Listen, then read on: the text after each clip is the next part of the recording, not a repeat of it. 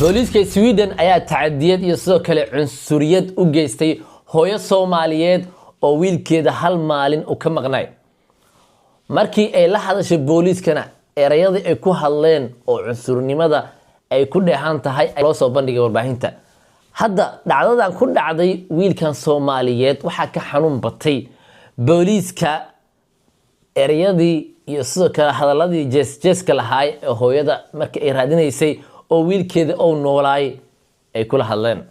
Du kommer hata mig nu, men det får vara så tyvärr. Det ringer någon somalisk kvinna här nu.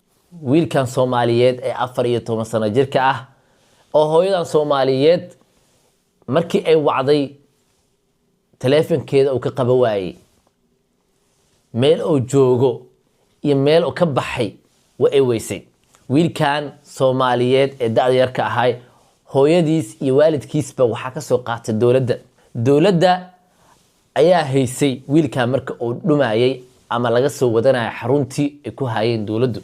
wiilkan Soomaaliyeed waxa la keenay caasimadda waxa laga keenay magaalo kale oo lagu haay waliba ma ahan magaalada waalidkiisa ay degan yihiin ama hooyadiis ay degan tahay oo magaalo kale ayaa loo sii gudbiyay oo lagu haay oo dawladdu ku haysay xaruntii ayaa laga baxay.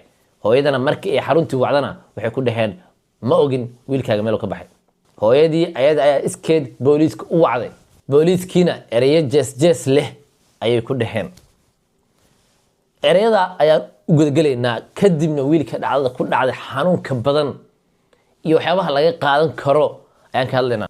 booliiska markay soo wacdo hooyadii midkii ka qabtay ayaa booliis kale la joogay oo la shaqeynayay ku yiri niyaho waa nici doontaa laakiin se dhib ma lahan waxa ay soo wacooyo naag Soomaali.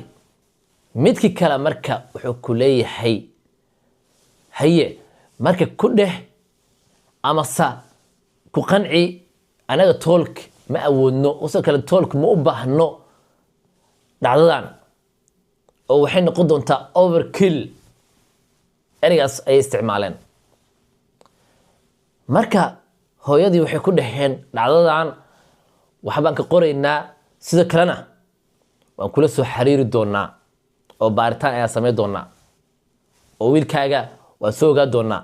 marka telefonkii ay ku damiyeen midka marka la jooga booliiska asagana wuxuu ku yiri hadhooti markaad wacdidna Soomaaligaaga ugu fiican kula hadal maadaama turjumaad ay u baahneed hooyada Soomaaliyeed oo luqadda wax yar ka taqaanay.